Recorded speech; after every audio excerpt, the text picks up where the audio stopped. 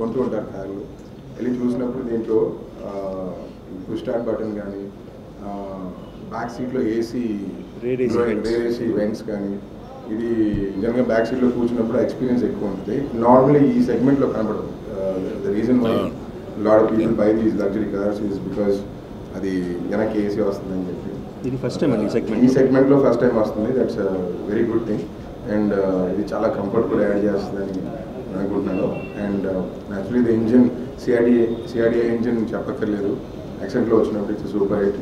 And again they are coming up with newer version 2 of the CRDA engine, which I think is going to give excellent mileage 20 and all the best for him.